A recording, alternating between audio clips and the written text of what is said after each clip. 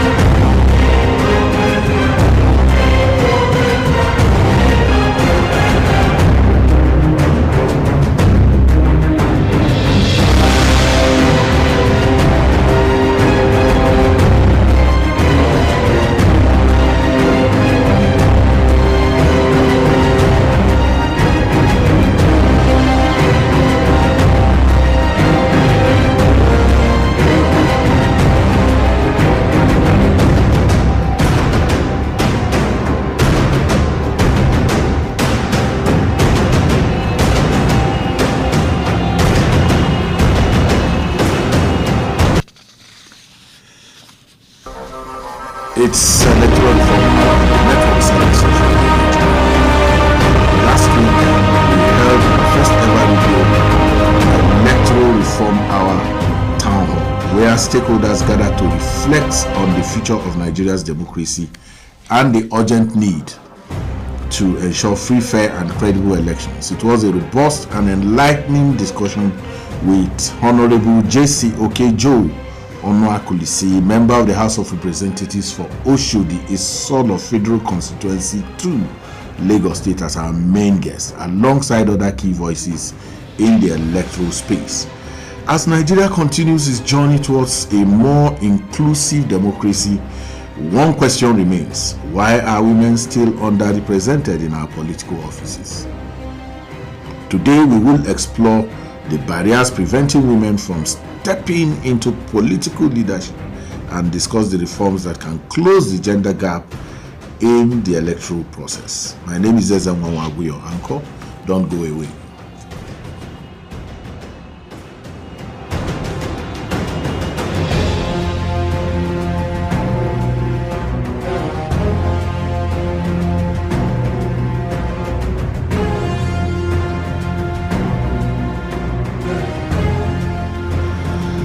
Electoral Reform Hour is a program aimed to foster inclusive dialogue among citizens from varied backgrounds concerning electoral reform and constitutional amendment, enhance public understanding and awareness regarding electoral reform, and compile and present possible citizen-derived recommendations to the National Assembly and INEC for consideration. This program is brought to you by the Peering Advocacy and Advancement Center in Africa with support from MacArthur Foundation.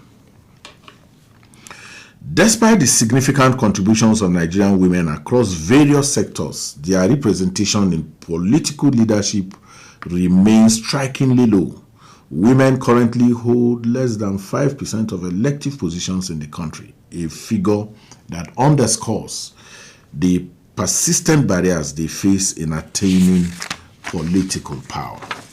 This imbalance is not just a reflection of social attitudes, but is deeply rooted in the structures of the electoral system, internal party dynamics, high financial cost of running for office, and the influence of traditional gender roles often create an environment where women's participation is marginalized. So, in recent years, the conversation around women's representation in Nigeria politics has gained momentum, with calls for more inclusive electoral frameworks, better enhanced enforcement of gender equality policies, and re-evaluation of the political culture that often sidelines women after they play key roles in campaigns. As we look ahead to future elections, the question remains: what must change in the electoral process to ensure that more women not only participate but thrive in leadership positions? To help us unpack these critical issues, we are joined by two experts in gender and women rights. Adaora Onyechere Sidney-Jack, Executive Director, Gender Strategy and Advancement Initiative, GSAI, serves as the Technical Director of the Interparty Advisory Council and previously led the Women Affairs and Gender Cluster Committee at the AU ECOSOC 2020 to 2022. Prominent broadcast journalist and gender advocate. Of course, we all know she hosts Gender Agenda on AIT and has received multiple awards for her contributions to media and public policy. And then joining today also is Zainab Abdulrasheed, Senior Program Officer, Women's Rights Advancement and Protection Alternative WRAPA. She is a project management professional with expertise in gender equity empowerment and social inclusion, GSAI, and humanitarian interventions. You're welcome to the program. Thank you so much. Thank you for having me. So I'm blessed among women this morning, and it's exciting to have the two of you join us today. Despite Nigeria's women's significant contributions across sectors, they hold less than 5% of elective positions. What do you believe is fundamentally preventing more women from rising to political power? And what does this say about the health of our democracy? I want to start with you. Thank you, sir. Zainab. Yeah. It's nice to have me on the program today. Fundamentally, women have been affected by societal norms, traditional gender roles that really hamper their participation in politics. This cuts across various gender roles that they usually are expected to fulfill as housewives, as mothers, and all the likes. This doesn't give room for effective participation of women in politics because it even creates a notion of self-doubt for most women who may even have the capability to engage in political matters but are, restricted by the societal norms. The fear of violence is another factor that women have faced. When it comes to participation in politics, women are being threatened. They get various stereotypes, labeling that makes them, pull back from entering the political space. And this has really impacted our democracy because if a democracy wants to work, it has to be inclusive. And inclusiveness cannot, be attained by running on one wing when we know the nation has more like a balanced population of men and women, and then we cut out half of the population of Nigeria. We don't expect to have a balanced democracy, and that's really impacting the democracy of our great nation, Nigeria.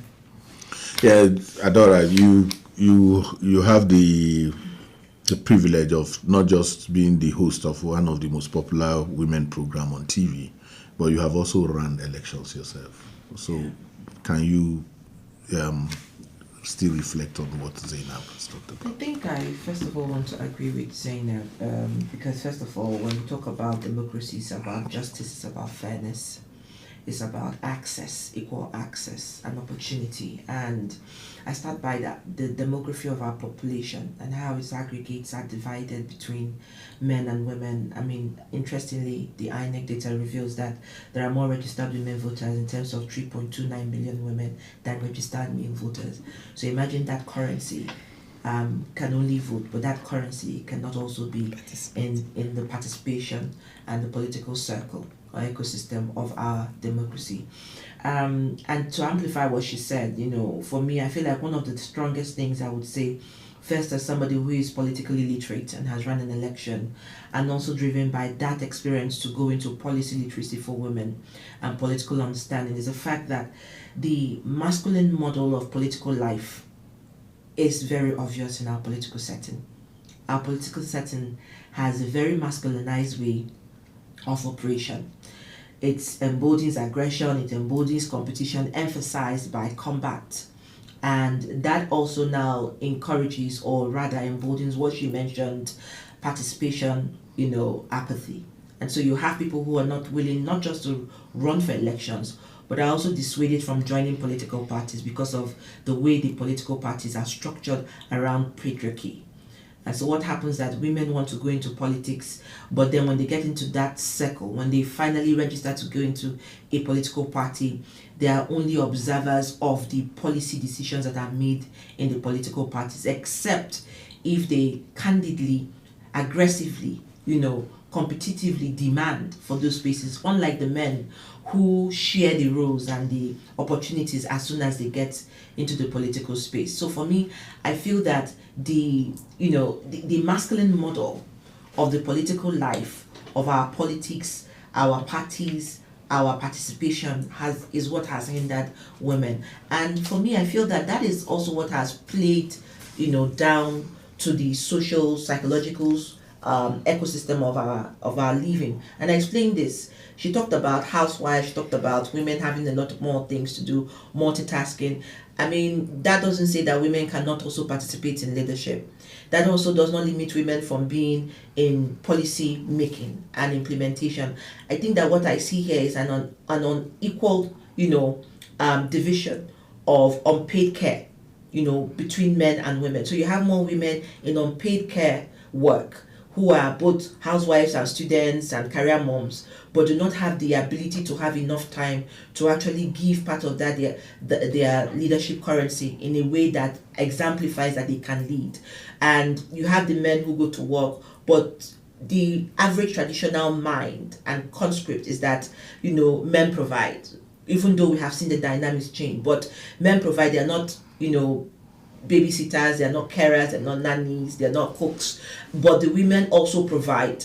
They're also in careers, they're also going to school. So I feel that there is a widening gap in terms of unpaid care, and if we have a better social welfare system where these things are catered for, maybe through reviews of our labor laws, because if you ask me, today is May Day and this is 1st of May and it's Workers' Day, and I will tell you that a lot of people who would be at home will still be home to wives who are cooking the food, who are preparing the children, because it's also part of their duty. So I feel that all of that social construct goes a long way to alienate women from spaces where they can actually amplify their strength, also make them lose opportunities when they can, if they have the ability to. And when they do have the ability to, they now have the issues of the masculinized sect of how our politics is played. Zainab, listening to both of you, I just tell myself that I've heard all of this, and I've heard it in the last at least 10 years, from very stringent voices. What is the barrier? What is that main thing that has not allowed us to come to that point where we can say we are shifting the needle a bit? I actually think the patriarchal nature of our society plays a significant role in where we found ourselves. It's a male-dominated space. Politics is a male-dominated space. Our country is run by men. Like she mentioned, a lot of things are determined by the men. But when we are conscious of the fact that we do not have a single-gender country, for instance, and we are conscious of the fact that women also have a role to play by lending their voices to demanding, their rights to leadership, being part of the voices, contributing to effective leadership, because it's more like marginalizing half of the voices when we do not hear women who tend to represent the marginalized group of other women and persons with disabilities, youth, and the likes. When there's no, commensurate representation from these marginalized groups, we tend not to get voices speaking to the needs of these people. And that's what democracy is about. Power, governance by everyone, every citizen. So this male domination, males have mothers, sisters, aunties, who also wield some influence around them. What is it that this influence has not been able to been driven in political in a way that can help women achieve some of the things they desire politically? Because every time it's the society is male dominated, but we do also know that there are people who their mothers are the ones in charge, their wives are in charge, their sisters have influence, whether at the domestic level. Why hasn't that translated politically, Adaora? Well, first of all, I want to answer your first question is that you said you've been hearing it for the past 10 years. Yeah, at least. You will continue to hear it until you people have political will. And I'll say that again. I feel that, first of all, beyond patriarchy, we know that patriarchy is an agent of socialization. And that socialization decades ago have already been mainstreamed within our traditional sects. From how we are raised, how we are spoken to, how we are asked to dress, how we are, more is seen and less is heard, how women are indoctrinated to think that marriage is the first conscript of the society. I mean, before I got married, I heard there's nothing I didn't hear about, Adaora, you should get married, you should settle down, it defines you as a woman, if you don't marry, your career is only halfway gone. And I agree to some extent that those are the demands of socialization, embedded in the home sect, the ecosystem in which we find ourselves as traditionalists, especially in our family sector. It is how our fathers have been raised, it is how our mothers have been conscripted. However, let me finish. However, I do believe that decade of socialization, whether we like it or not, has been traditionalized. Before we can say remove patriarchy from the mindsets of our mothers, because to some extent I do think our mothers are queens. Just take a few minutes and tell your own story. You grew in this patriarchal environment, Zainab. Yes. All of you grew in the same patriarchal environment, and you are making the kind of impact that you are making. Yes. So how did you break the patriarchal barrier to be able to, in few minutes, to be able to give what you are giving? And how can you inspire more women? Because the challenge is that here you are, a woman, you've contested for positions, you've held position in government, you are in the mainstream of the media. Zainab, you in the high, you are part of the aristocracy of civil society. What is that thing, that single thing that needs to happen in terms of inspiration for that young woman who is out there looking at you, hearing you speak patriarchy, and then you yourself have been somebody who at least have shifted patriarchy a bit? I think I would say that again, backgrounding. For me, I feel that backgrounding has a lot to do with it and what you have been exposed as a child. I come from a family where we're about 4 girls and 2 boys, and my father is the biggest feminist. He decided from an early on stage to give equal opportunity to both the women and the men, especially with education, because his forte is that if both children are educated, they can find their food, because education is the biggest, welding stick you can give to any human being to find their path. However, it is also exemplified through the relationship and the currency of power broking that he and my mother had while growing up. So the decisions were actually unified and they were constructed based as a team. And I watched that growing up.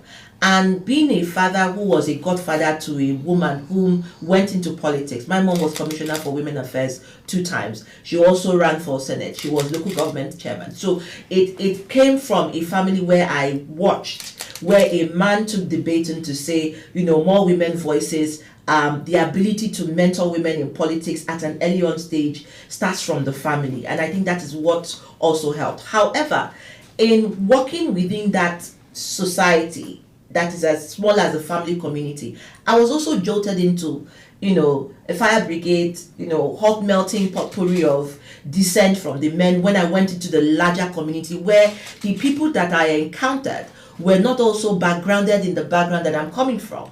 And so for me, it was a culture shock where I am exposed to where there is, equal voices, equality in access, opportunity to speak, and into a political space that was highly masculinized and that I was ready to encounter the kind of backlash that they had with a woman who could have a voice. I got a prescription from that. Yes. The prescription is that the family, the background, and has something to do. But I'm like I keep saying, I'm looking for more stories of more successful women who will lend their voice, whether in business or in politics, to say, look, it can be done. And that if you have parents, new parents as well, they must learn from the kind of prescription that you give. So, but this is some, digression from what I actually would want to drag you into. So, here where I know that there is a repeated pattern. Women energize campaigns, during campaigns. Oh, you see the rappers, everything is around them. But are sidelined after. How do we break this cycle of tokenism and ensure women are not just mobilizers but decision makers? Zainab. I think I would like to draw from a research one of our sister organizations conducted around elections within the grassroots. They actually went out to understand why women vote men, or why they vote who they vote.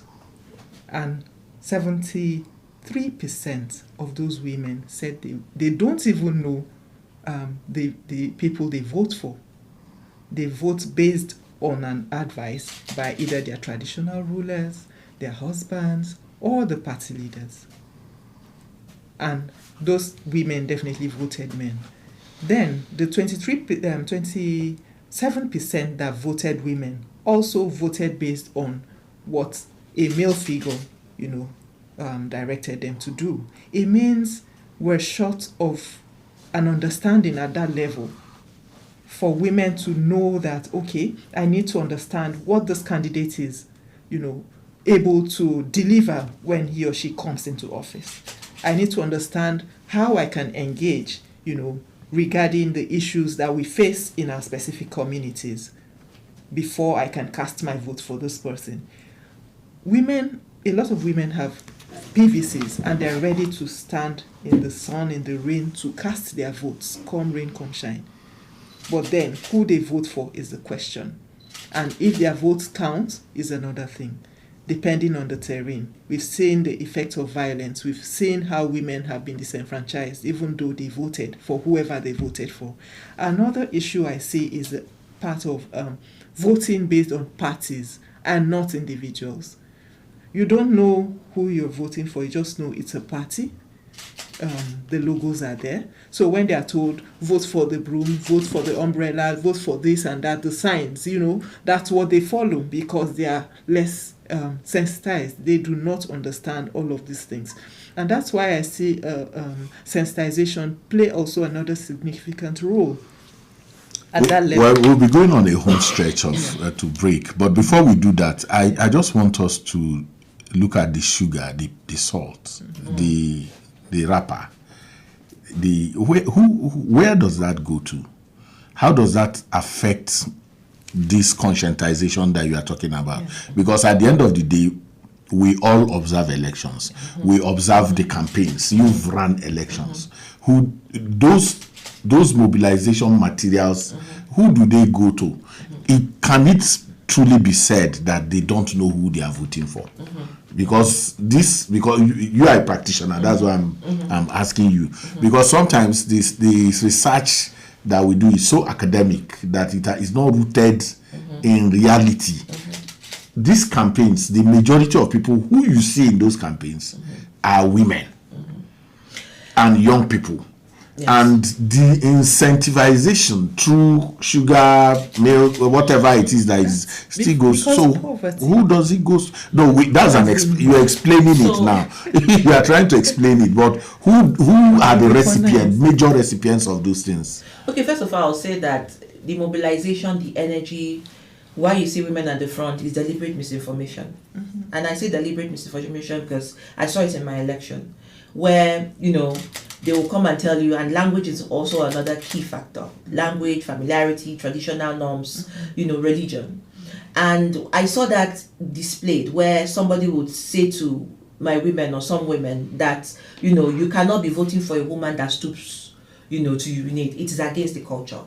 And that if you do so, it means that you are not only going to allow her to break cola during meetings, you're also going to allow her to be able to, allow elder men to stand up for her and sit in meetings. So they first of all deconstruct your mindset of the ability to receive information by giving you misinformation. So even when those materials come, the ability to use those materials to vote who really has capacity becomes null and void, because to them, even if an Adaora is a perfect person with the capacity to lead or to go to elections to win, they would rather vote whom the men have conscripted and say to them that it's better that you have this sugar and salt for your family and not go hungry than you waste your vote for somebody you know at the end of the day cannot match the wealth and the power of the men. So I think deliberate misinformation. Another thing is hunger.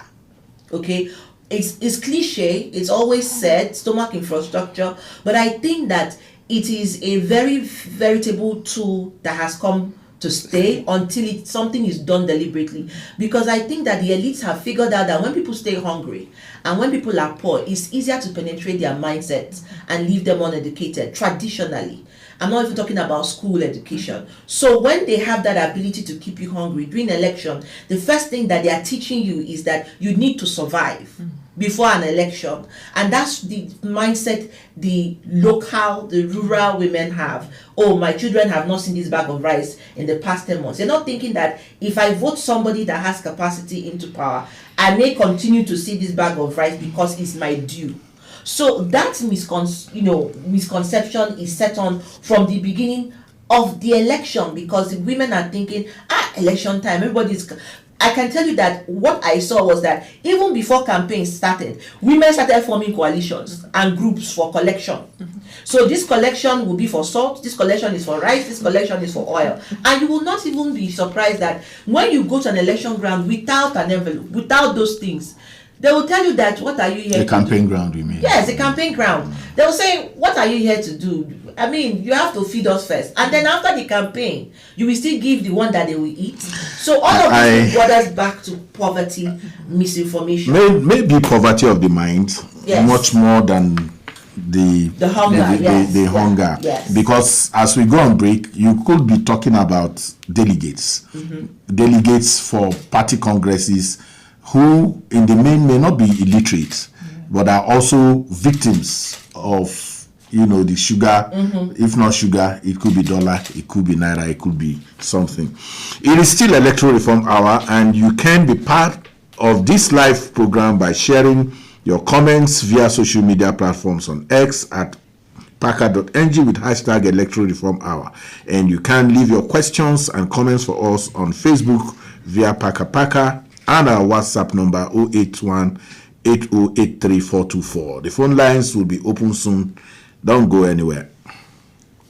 Radio Nigeria, uplifting the people and uniting the nation.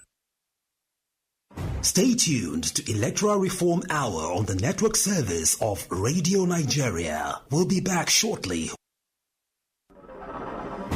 Are you ready for change? Join Peering Advocacy and Advancement Center in Africa, PACA, every Thursday from 10 to 11 a.m. on the network service of Radio Nigeria for the Electoral Reform Hour. This program will amplify electoral reform campaigns and provide citizens with opportunity to make meaningful contributions that will strengthen our electoral process. If you get the presidential election in place and National Assembly in place, and something happens to the governorship and the state assembly, there will be a president in place, there will be National Assembly in place. They can play a key role in making sure that the gap does not affect our constitutional stability. So I think that the way we are going is much, much better, and we should stick to it. It has worked for us and it's working for us, and there's no need to change what is working as of today. Part of the things we used to grapple with then was the issue of ballot box snatching. You also would grapple with the issue of using police officers to even snatch the ballot boxes, the police officers that go with the politicians to the polling units. Over time, we saw that some of those issues that were identified, there were steps being taken to address them. I think for INEC to build the confidence of citizens in whatever technology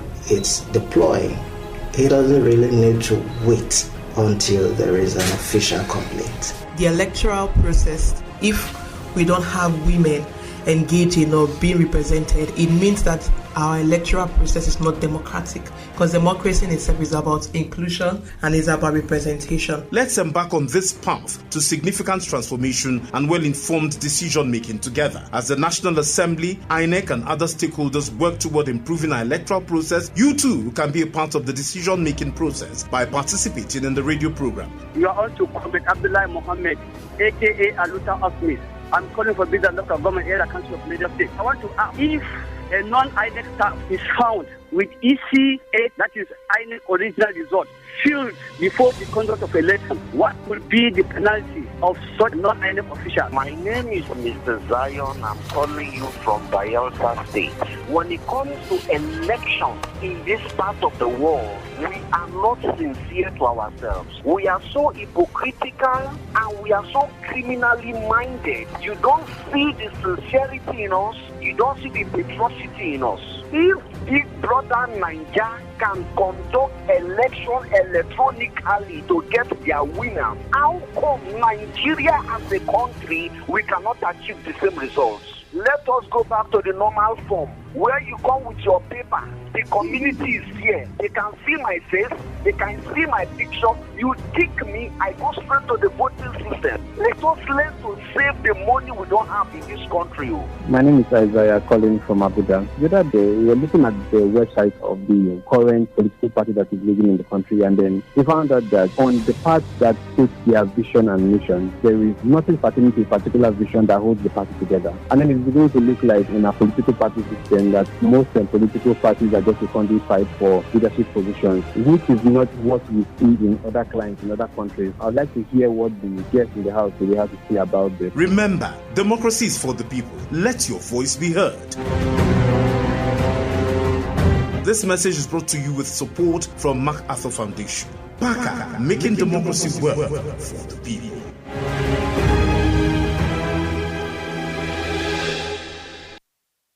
Thanks for staying tuned. We are back with your favorite program, Electoral Reform Hour, on the network service of Radio Nigeria. Welcome back. You're still tuned into Electoral Reform Hour on the network service of Radio Nigeria. Before the break, we began unpacking some of the key issues surrounding women's underrepresentation in Nigerian politics, taking off from where we left off. Many countries have adopted statutory gender quotas to improve political representation. Do you believe Nigeria should implement legally binding quotas for elective positions? If yes, what model will suit our context, and what might be the potential risk or resistance points? Say. Okay. We already have a national gender policy that's been revised and approved by the Federal Executive Council in 2022.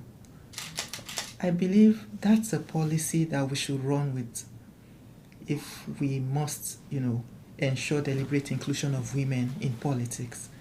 Countries like Rwanda that run quota systems are a typical example in Africa that we could emulate. It's a deliberate action to ensure that women that over time have been marginalized have a space to also come and contribute. If we don't make it a point to deliberately implement in Nigeria, like the court judgment that was passed in 2022, in April, I think, that's just a judgment that has been passed for the 35 affirmative action to be implemented. But up until now, what have we seen? We're nowhere near it. Meanwhile, the revised policy prescribes 50%, which is in tune with international frameworks. We've seen it work in other African countries that are not even as large as Nigeria. So what is hindering Nigeria? I only want to recommend something. If we can deliberately, we have a lot of lofty laws and policies that have, that are gender responsive, and we only leave them to gather dust on our shelves. The government has to make it a point of priority to ensure that these laws see the light of the day. Otherwise, if there are no punitive measures, in place for ensuring compliance, I don't think we can get any way ahead. And this is very, very critical at this point in our nation's development. Because over time, I think because there's no punitive measure taken for lack of compliance, either from the political party structures, where you sometimes have single gender lists. There are some state houses of assembly that do not have a single woman. So how do we represent the voices of women in that kind of space, in that kind of state? How do the women at the grassroots get their voices heard, for even policy decisions to be made that would favor their welfare? So all of these things matter, and we need to be deliberate about it. Being deliberate, boils down to the government in place. Every stakeholder from the family level, we have to be, we have to ensure that the fathers, the mothers are deliberate about educating the children, making sure that each one has equal level of education so that, they are sensitized from a very tender age, because what they bring out from those families, which is a smaller unit of society, largely affects what we get at the end of the day, whether in terms of democracy or in terms of other societal endeavors. So I think that's really crucial at this point. Implementation of existing policies, ensuring that quota systems are in place to make sure that women, persons with disabilities, and other marginalized groups are also, represented in governance. What are the risk barriers? What are the obstacles to the things she has so, brilliantly laid out? I think that perhaps I just want to background this a bit because, you talked about, other countries. But it's also very instructive to say that over 130 nations have modified their electoral reforms, their constitutions, their party rules to specify a threshold for women's participation, either in politics or in policy making. And this also does not leave out other countries. You look at countries like South Africa, where they have 46% women in the upper house and 42% in the lower house. You look at Rwanda, above 60, and then 50 in the lower house. You look at Kenya, now having over 6 municipal governors at the local county. And all of this was possible because of quota legislation. So I hear her say, national revised gender policy. However, I think that there has never been a political will to implement. And I say that because of, one, if there was a will to implement, even after the revision, the federal government would have taken it as a point of priority. And when they were appointing women into appointive position, that would have been the first reflection. But that didn't show. So that was dead on arrival. And then you see the next conversation of Nigerian women in court with the Nigerian government, and the Nigerian government appealing 35% affirmative action, which is still within the orbit of the national revised gender policy and still dead on arrival. Now we have come to special seats where we are demanding extra seats for women, especially dedicated for women only to run in specific senatorial zones, and specific seats for members of House of Rep and those in State Assembly. It started off with Nkiru Konyadocha, Right Honorable, who is now Minister of Labour, then as a Deputy Chief Whip, to say we need 111 seats for women, extra seats to cut across the three cadre of Parliament. Well, of course, we saw what happened to the 5 gender bills. It was thrown out. Now we are in the 10th Parliament. The Deputy Speaker has said, okay, let's not do 111, let's do 74 extra seats. It has passed second reading. Now we are about to look at its conversation going to public hearing and all of that. But my fear is this, and the risk is what I want to explain. There is a misconception that the demand or the divide or perhaps the exclusion of voices would come from the North or the Northern Parliament. However, from the conversations we have been having, even in the meetings we had yesterday at the UN Women, to really reiterate, dedication to the call for the extra seat bill, the worry was for the members of Parliament from the South, because they have asked who would leave up their seat for the woman and who is coming to take my structure.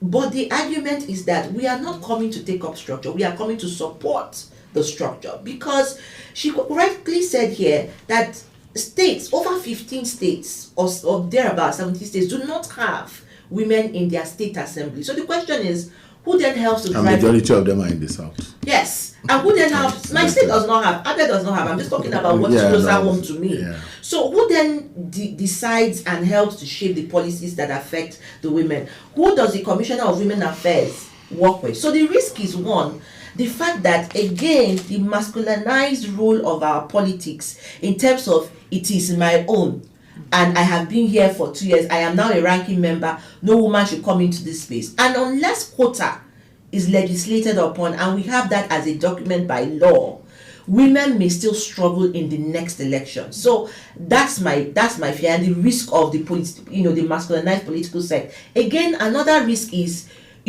socialization through religion and tradition.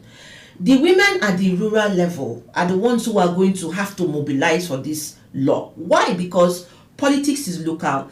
If they do not domesticate this demand, it will go through National Assembly and come and meet the state assembly members who are under the emperors of the states, who are governors. So if the governor does not want the bill, it will fail on arrival. So now we need to now deconstruct our sense of understanding of this bill and take it to the people. Well, I hope the phone lines cooperate with us. You can join the conversation by calling 09150910482, 09150910483. You can also leave your questions and comments for us on WhatsApp at 08168083424 and on X at Paca.ng and Facebook at Paca. You talked about political will, and my response to that always is the challenge has not been the problem of political will, it's been the consequences for lack of political will. And there is a template in terms of mobilizing the grassroots, as you said. You were a member of the strategy team at the Not Too Young to Run. What is the challenge in replicating that same kind of movement? You were part of that in terms of this grassroots thing. You saw in the heat of the Boko Haram insurgency in Borno State, 2,000 young people marching to their state assembly to demand for the passing of the Not Too Young to Run bill. There is a kind of gerontocratic attitude, just like you talk about masculinization. Mm-hmm. So is it a challenge of not learning lessons in terms of replicating what has worked? Or is it about territorialism that I continue to talk about in the women movement? I think for me, the women movement have not yet understand that you need some sort of radicalization. You have to be radical to be able to get this to pass. And in being radical, you have to build solidarity. And in building solidarity, you have to mobilize and create a cohesion through collaborations. Now, what you have is that there are brackets and conversations of different mobilizations for the demand for women's inclusion, but are not gendered towards the same outcome. So you have one group that says, oh, we must push for the national gender revised policy first. You have another group saying, no, 74, extra seat bill. No, you have another group saying, no, we must, make sure that we end sexual and gender-based violence. However, we believe that even representation can solve all of this problem, because when you have more women voices, you now begin to think about the voices and the numbers. So I think, territorial protection of, outcomes and, the cabalization of, okay, if it is not me, it cannot be you, and it has to come from me, my name must be there, it's my logo, it's my organization, must be demystified. That this is an agenda for all women and not just for some. And it's also an agenda for men as well as it is for I'm going to come back to you. Because I know you were in the strategy committee and you know the challenges that played in this same kind of thing. How were you people able to resolve all of that within so there is the policy conversation, you've been very big on talking about gender policy and what it means. What kind of training, mentorship, or support systems will you recommend to equip more women, especially young women, those from rural and underserved, I don't like to use rural, backwater communities or underserved areas for public leadership? Yeah, basically there needs to be a network starting from the grassroots. And that's what we try to do, working in such places to ensure that women get the right networks to be able to, access the right trainings, either for political or empowerment needs and all of that. So when these groups come together to form associations, accountability groups, or whatever names they may call themselves, they have an agenda to ensure that more women are empowered educationally, to be able to, understand the need to demand, to understand their rights, first of all, and also to understand the need to demand for those rights from duty bearers in place, and understand that they also have a voice to play in terms of leadership. They can also be those leaders when they have the right access to trainings and retrainings at that level. And as much as we think grassroots women are not enlightened, I would want to say that's not the case. Simple sensitizations can go a long way for women at that level to play a significant role in influencing leadership decisions. Women at grassroots level, for instance, why are they being always given roles as women leaders? Because of their ability to mobilize women at that group. And they now form clapping and dancing committees. That's not where their talents end. They have potentials to contribute to leadership, and when they are not made to understand the need for them to also lend their voices, they tend to only retract when the elections are over and they've been, cajoled into getting all of the one-off salt and all what not that they may have been given by the politicians. But we tend to try and desensitize them on these kinds of tokenism, agenda that politicians usually use because they've weaponized poverty. They know that when they keep this set of women, unaware of their rights, they don't allow them to get the right access, to education and sensitization. They tend to just follow and take on whatever is being dished out to them. And that's why CSOs are deliberate on ensuring that women at those levels create groups, as networks that can link up with, larger groups in the cities that would also help provide the necessary information they need to curb the misinformation that has been, bedeviling the women at the grassroots and tending to make them continue to comply with, the directions of their male superiors, which has played badly on democracy. So many of this, in some state assemblies in the South, no, not local governments as we speak now, many of the leaders of the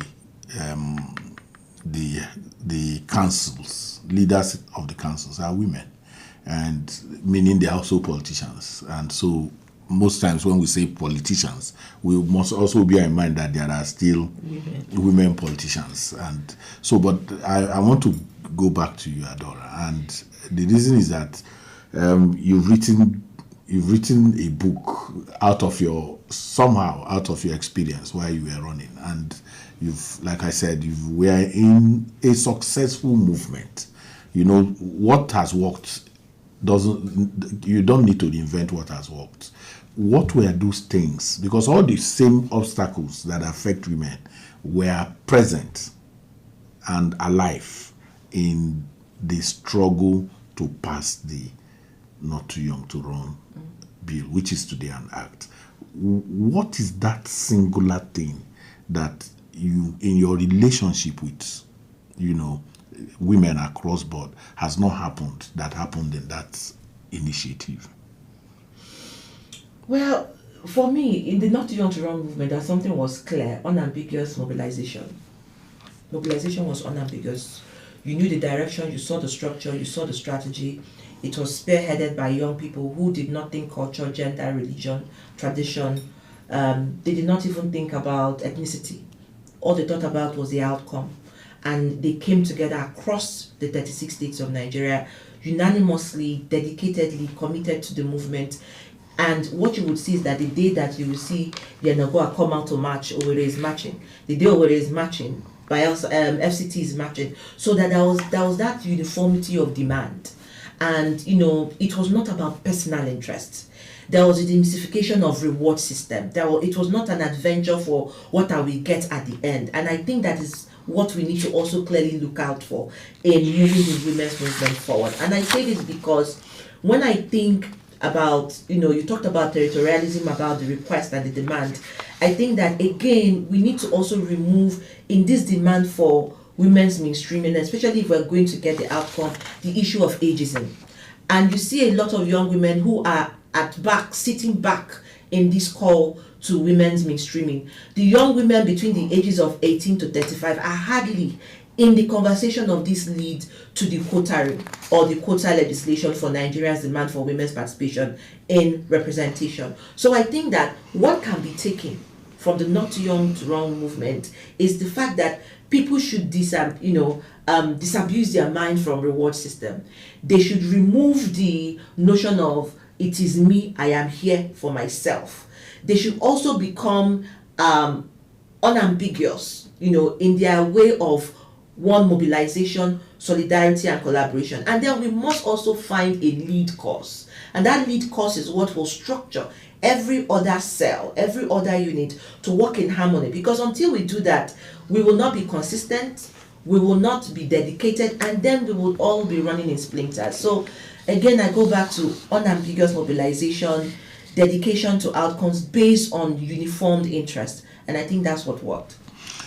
Zainab, your work in WRAPA and especially in our electoral reform cohort you've done quite a lot. You want to share a bit of that, and then you also pivot quickly into the conversation about single day election. Everybody's there, it's up there in the National Assembly. Everyone saying perhaps if we have all elections in one day, it's a silver bullet to solving all the challenges that we have. Just as we are running close to. In as much as that is the conversation on the table right now, I also see that yes, in a way, it can help curb mismanagement and lack of accountability that we've experienced over the years in the various elections that have gone by. But then I want to bring to light the need for political party electoral reforms, because this would help to shape the structures, the political party structures from the base. When INEC, for instance, rejects single gender lists, I think we're getting somewhere with that. When they submit their list from each of the political parties, PNP, NMP, whatever they are, and then INEC scrutinizes and sees that there is no woman on this list. And because of that, the compliance to the gender provisions of the INEC gender policy itself is not even complied with. So what are we saying? You need to go and revise this list and bring it back. There is no such until you have those laws passed, and that's why those kinds the policies you have a very litigation happy citizens. Yes. So once it's not in the law and you do that, they just simply go to court, and the court will say, where did you derive the power to do that? Yes, and that's why we're working assiduously with the legislature to ensure that these kinds of provisions are passed as bills in the law, so that you can hold them accountable when it's not being complied with. Yes, and so these are the kinds of bills we want to see. So just talk about in 2 minutes. Talk about your work, you were telling me about the policy brief that you were. Okay, yes, we are actually developing some knowledge products on the Electoral Reform Project, and we believe this knowledge products will help to further advocate for the need for gender equity and social inclusion in politics, especially looking at the Uwais panel report. We want to develop this. We are developing this policy for female political, political reforms, political party reforms. Yes, to ensure that, yes, women have a structure to play within in the electoral process, rather than just, being either nominated at the periphery and then at the end of the day they get dropped along the way. And those should not come by with this kinds of policy briefs in place where we can advocate better and there's better understanding for stakeholders in the So talking about Justice Uwais' report, you have to find out which of them has been implemented. People just talk about that report without knowing that almost 90% of what is contained there has been already but the gender focused ones are still not so with. Yes. And then you have to be the one wrapping up this. To the same question, single day election, and then if you had the opportunity to make one single contribution on electoral reforms, policy brief, INEC guidelines, what would that be? Well, I think that first of all, the single day election, I have quite a relative view about it. I think it's something that needs to be constructively reviewed. One, in the case of expenditure. Two, security. Three, participation. Yes, to some people it may be able to be a guideline to, sort of curb certain indices. However, politicians can also find a way to maneuver it and actually bring their cohort. So you find on a day of election, there's only, one boys club that would take the whole winning, and you'll be asking what happened. So it has its own irregularities and perhaps, certain kinds of novelties as well, to it. And that's my take on that. In terms of electoral reform, I would say that the national gender policy as revised, I think should work hand in hand with the demand for the special seat bill. I think they should collaborate, because if we do have legislation, that policy will take life on its own. And if I were in the parliament, I would be demanding, and if I were president, I would ask for an executive bill that will have women's inclusion at least to the tune of 50%. Thank you. Very special thanks to our guest, Adaora Sidney-Jack Onyechere, Executive Director, Gender Strategy and Advancement Initiative, GSAI, and Zainab Abdulrasheed, Senior Program Officer, Women's Rights Advancement and Protection Alternative, WRAPA Nigeria, for joining us on the program today. To our dear listener, thank you for joining us on this edition of the Electoral Reform Hour, brought to you by Peering Advocacy and Advancement Center in Africa, with support from Makato Foundation. Our engineers today have been Leonard Savanos, Adefemi Muko, and the ICT has been Emmanuel Ojemo, and studio manager is Tijani Abdul, producer is Sando Emba Ohin, and Joy Ubi. Supervisor is Usena Akila MNI. My ever dependable crew, Jeremiah Ume and Abu Grace. Thank you so very much for joining. After this program, if you have any questions, you can reach out via text or WhatsApp on 0816-8083-424. We especially appreciate we want to apologize that we were not able to have the telephones cooperate with us today, and we are thankful to our funders, Makato Foundation, for the support. The conversation continues next week, Thursday, same time, same station. My name is Ezen Wawabu, your uncle, saying goodbye for now.